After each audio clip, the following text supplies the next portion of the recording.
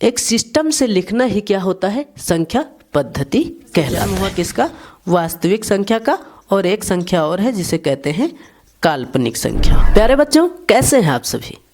मैं आशा करता हूँ आप सब स्वस्थ होंगे, मस्त होंगे और ईमानदारी से पढ़ाई कर रहे होंगे। देखिए, आज की क्लास का जो हमारा मेन टॉपिक है वो है कि संख्या पद्धति क्या है।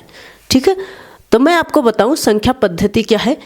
संख्या को यानी नंबर्स को रिप्रेजेंट करना ही संख्या पद्धति है, यानी कि नंबर्स को एक सिस्टमिक तरीके से लिखना ही संख्या पद्धति है। बात समझ में आ रही होगी कि नंबर को एक सिस्टम से लिखना ही क्या होता है, संख्या पद्धति कहलाता है।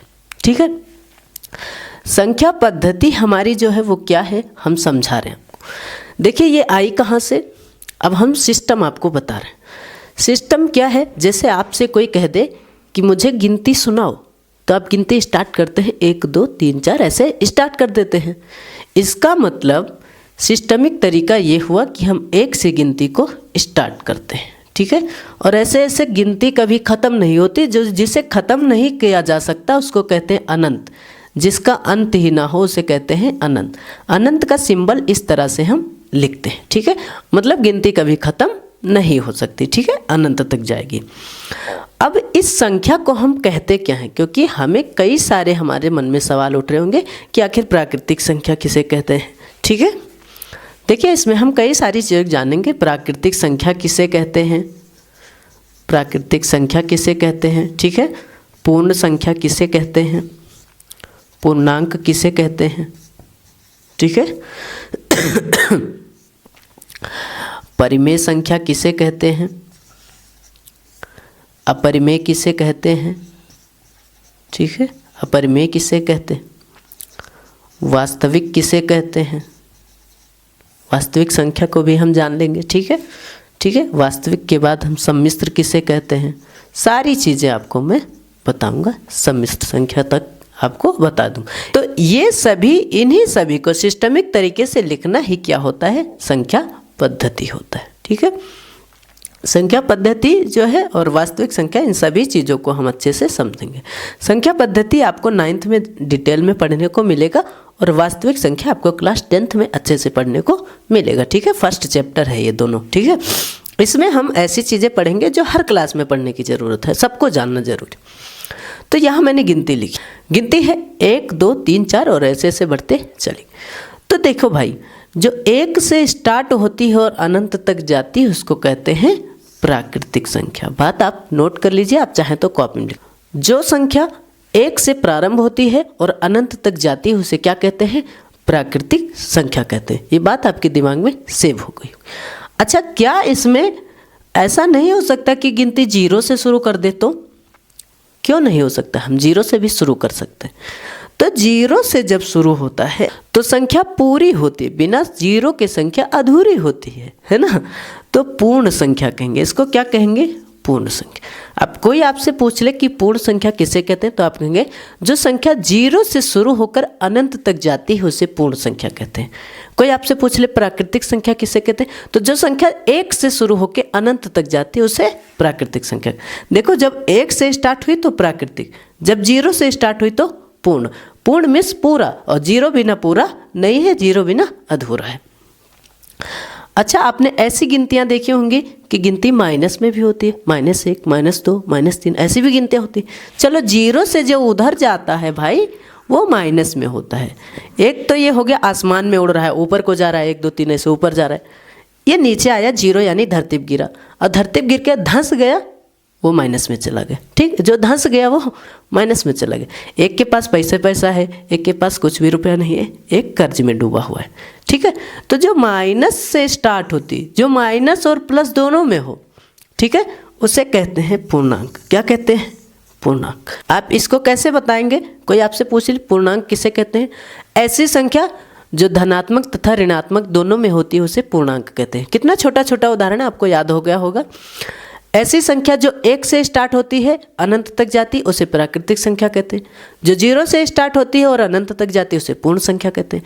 जो प्लस और माइनस यानी धनात्मक तथा ऋणात्मक दोनों में हो उसे क्या कहते हैं, तो पूर्णांक कहते हैं। यहाँ तक आपको क्लियर हो गया होगा।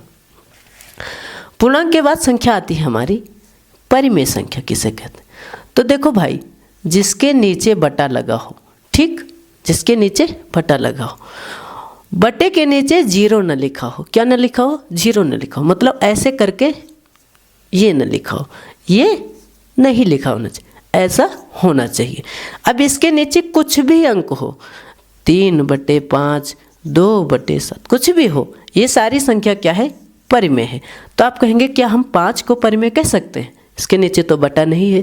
तो बिल्कुल कह सकते हैं, क्योंकि गणित का ये नियम है, जिसके नीचे बटा नहीं है उसके नीचे बटा 1 हमेशा होता है। तो आप ये भी ध्यान रखना कि अगर कोई भी संख्या उसके नीचे अगर कुछ नहीं लगा, इसका मतलब उसके नीचे 1 लगा हुआ है। मतलब ये संख्या अगर मैं आपसे पूछ लूँ कि क्या ये परिमेय है, तो आप कहेंगे ये परिमेय है। क्यों? क्योंकि इसके नीचे 1 लगा हुआ है।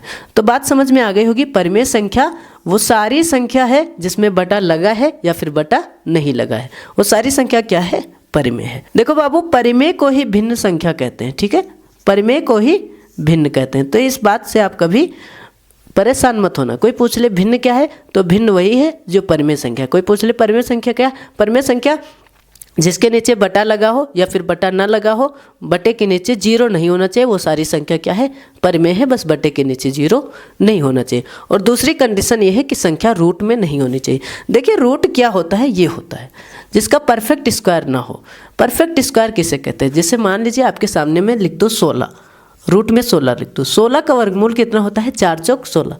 तो रूट 16 हमारी परिमेय संख्या है, अपरिमेय नहीं है। लेकिन अगर मैं आपको कहूँ √3, तो √3 का कुछ भी वर्गमूल नहीं होता, तो ये क्या है, अपरिमेय है। बाबू, जिसका खत्म ना किया जा सके वो परिमेय है। इसको खत्म किया जा सकता है, 16 को खत्म किया, 4 ले आया, लेकिन इसको खत्म नहीं कर सकते, तो ये क्या है, अपरिमेय। जो संख्या कभी खत्म ना हो, बढ़ती चली जाए, बढ़ती चली जाए, बढ़ती चली जाए, बढ़ती चली जाए, वो है अपरिमेय। जो खत्म हो जाए वो परिमेय है, जिसको आसानी से खा सकते हैं। तो अपरिमेय और परिमेय दोनों समझ में आ गया। वास्तविक संख्या क्या है भाई, वास्तविक संख्या जो है उसे कहते हैं परिमेय और अपरिमेय से मिली हुई संख्या है वास्तविक संख्या। यानी वास्तविक संख्या जो होगी वो क्या होगी, परिमेय और अपरिमेय। एक और बताऊं कि दुनिया की जितनी भी संख्या हम देख सकते हैं वो सारी संख्या क्या है, वास्तविक। रियल मतलब देखना है ना, वास्तविक, सचमुच, जो सचमुच में कुछ हो उसे वास्तविक। तो ये सारी संख्या जितनी हमने पढ़ा, प्राकृतिक, पूर्ण, पूर्णांक, परिमेय, अपरिमेय, ये सारी संख्या क्या है, वास्तविक संख्या। बात समझ में आ गई होगी। इन सभी का माई बाप दादा सब कुछ क्या है, वास्तविक संख्या है, ठीक है। सभी संख्याओं को, जितनी भी संख्या है, इन सभी संख्याओं को हम कह सकते हैं वास्तविक संख्या, ठीक। इतना क्लियर हो।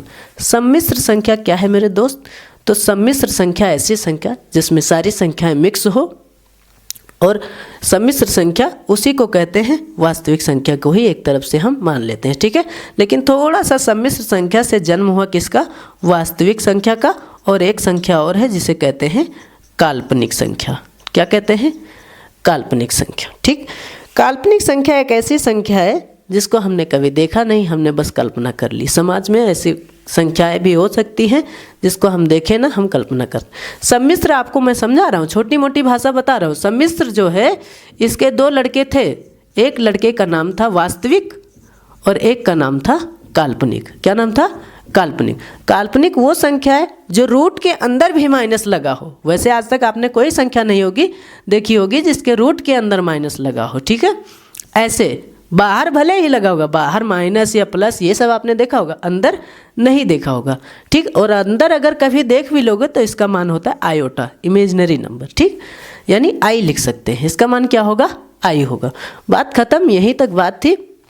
सारी चीज़ आपको समझ में आ गई होगी। मैंने कहा 1 से स्टार्ट होती है उसे प्राकृतिक संख्या, 0 से स्टार्ट होती है उसे पूर्ण संख्या, धनात्मक तथा ऋणात्मक दोनों हो उसे पूर्णांक कहते हैं, बटे लगा हो या ना लगा हो उसे परिमेय कहते हैं, जिसके बटे में मतलब जो कभी ख़त्म ना हो सके, कभी उसका शुद्ध हल ना हो उसे हम अपरिमेय कहेंगे, और जिसका शुद्ध हल हो उसे परिमेय कहते हैं। परिमेय को ही भिन्न कहते हैं। वास्तविक संख्या क्या है, तो वास्तविक संख्या वो है जिसमें परिमेय और अपरिमेय अगर हम दोनों को मिक्स करें तो वो क्या हो जाएगी, वास्तविक संख्या। यानी वास्तविक संख्या का जो बेटा है वो परिमेय और अपरिमेय है। ठीक, आपसे कोई पूछ ले वास्तविक संख्या क्या है, तो परिमेय और अपरिमेय संख्याओं के मिश्रण को वास्तविक संख्या कहते हैं, ऐसे भी बता सकते हैं। या फिर आप कहते हैं दुनिया में हम जितनी संख्याएं देख सकते हैं वो सारी संख्या क्या है, वास्तविक है, यानी रियल नंबर है। ठीक है, सम्मिश्र संख्या क्या है, तो मैंने बताया सम्मिश्र संख्या हम के दो लड़के हैं, एक वास्तविक है और एक का नाम है काल्पनिक। अब वास्तविक तो मैंने यहीं बता दिया, काल्पनिक क्या है, तो काल्पनिक ऐसी संख्या जिसको आज तक हमने कभी नहीं देखा, हम इमेजिन कर रहे हैं, हमने इमेजिन किया ये, और इसका मान होता है आयोटा। ठीक है, तो यहीं तक बात थी, इससे ज़्यादा काल्पनिक संख्या नहीं हो सकती। इसके अंदर में कुछ भी हो सकता है, 3 हो सकता है, 5 हो सकता है, कुछ भी हो सकता है। ठीक है, तो बात क्लियर है, कोई दिक्कत वाली बात नहीं है। मुझे उम्मीद है आपको ये समझ में आया होगा। तो प्यारे बच्चों, मिलते हैं अगले वीडियो में, तब तक के लिए आप बने रहें हमारे बेसिक स्टडी लर्नर पे।